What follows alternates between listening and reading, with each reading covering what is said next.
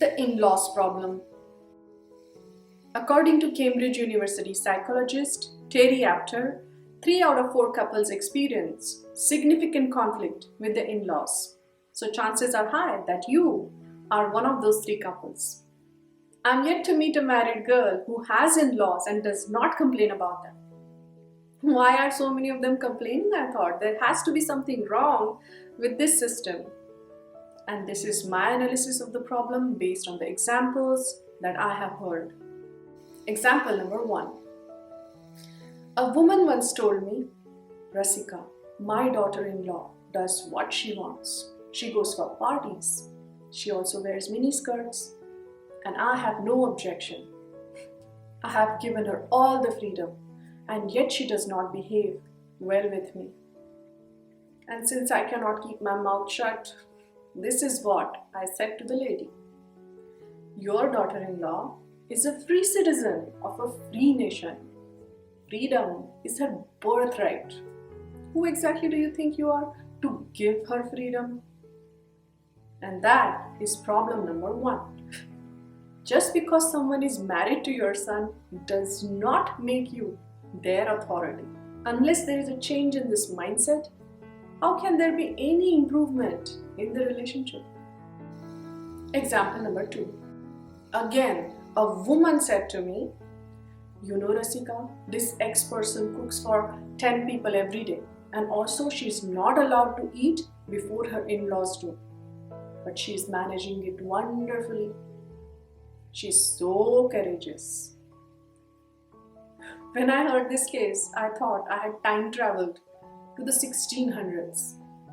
I feel that on many occasions. Time travel would be fun, but preferably to the future. And I'm assuming that humans have evolved in the future. So this highly educated ex-person was not allowed to eat before her in-laws did, and she's called courageous for abiding by these egomaniac morons. Sacrificing, obedience, getting tortured and yet not speaking a word against it, not standing up for yourself, are not a courageous person's strengths. They are a weak person's weaknesses. When it comes to women, do not glorify sacrifice and obedience. These very characteristics shackle them. Example number 3. A friend once told me that she was going to India in a few days for 2 weeks, and now she was going through sleepless nights and anxiety attacks. Why? Because women are not just expected to, but also forced and mentally tortured to stay with the in-laws during the trip. Not obliging by it causes so much friction in their daily lives that they choose to rather oblige. It wrenches my heart when I see my friends go through this emotional torture. You don't start owning women because they're married to your sons, you know. The ladies have their own parents that they're wanting to spend time with, just like your sons do. Torturing women to sacrifice time with their parents is nothing but cruel. Getting married does not mean the end of a relationship with the parents who gave her birth, who did everything for her, and because of whom she is and has, whether it's personal or professional achievements. Many Indian men live with uncut umbilical cords all their lives and expect women to sacrifice. Unfair, illogical, unhuman. Example number 4. A lot of people have asked me to compare my sisters-in-law based on how much they've cared for me and my parents. No one has ever asked me to compare the men in the house based on how much they have cared for their parents or in-laws. It is fascinating to see that women are expected to take care of their in-laws. The ladies are not little care packages sent to take care of your family. Your parents are your responsibility. The ladies have their own parents to take care of. What generally happens is people become part of an extended family, spend time with each other, show each other respect, get fond of each other, and then start caring for each other mutually. But that scenario is different than someone pressured to care and judged based on silly gender roles. Example number 5. Ever heard any in-laws getting mad to see that their son was taking care of the household chores? I've seen this happening with many women. I found it quite weird when a man complained saying, "Oh, my son has to help her in the kitchen."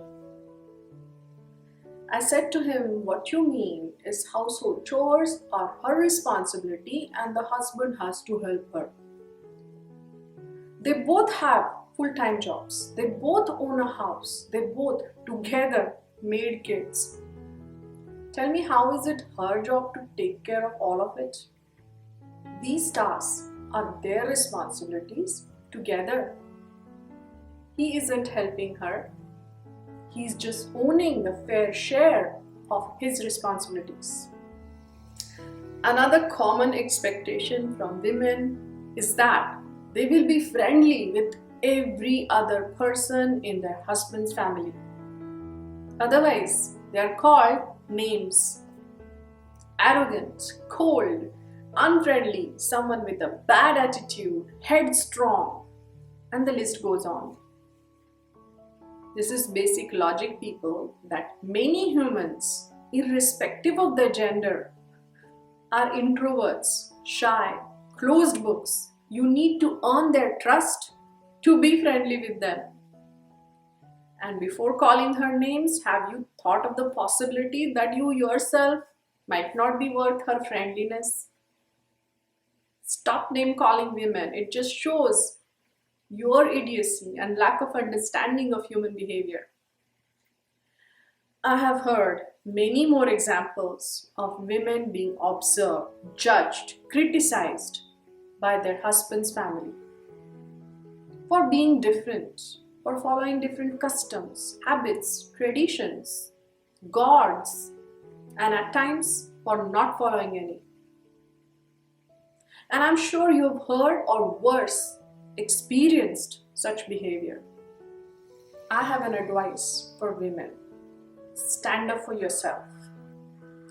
Because not speaking about it is like giving them permission to behave badly with you. And then you will have to go on taking all that controlling criticism and bullshit. Know that as an adult, you get to decide when you eat, what you eat, where you stay when you visit India, or how you share the household responsibilities with your partner. You have freedom of choice. I have a little advice for the men. If you want to complain about your wife, then find a friend. Don't criticize her in front of your parents. You're going to strain her relationship with them by complaining about her. Let your parents know clearly that you will not allow them to treat your wife shabbily or even with an authority. From what I hear, when a husband stands by his wife, nobody from his family bothers her. And a small advice for the girl's parents. When one of my friends got married, her mother told her that she needs to be strong, and that means don't settle with any kind of torture by your in-laws or for that matter by anyone, but stand up against it because that is courageous. This is the kind of parent we should aspire to be. If your daughter is tortured emotionally, physically by her husband or in-laws, she is going to need support. And you will need to stand by her when she is standing up against cruelty. Till today, thousands of women leave their husbands because they are tortured, some even brutally at the hands of the in-laws. No need to say that a change in our mentality towards women needs to happen right away. And I know there are extreme examples of women killed for dowry by in-laws. But the examples I mentioned in this post are not trivial. They are equally important because we unnecessarily torture women on an emotional level. We deprive them of leading wholesome, free lives by controlling them for some stupid, archaic gender roles, idiotic traditions, and some nonsensical, irrelevant things, and chip away at the quality of their life.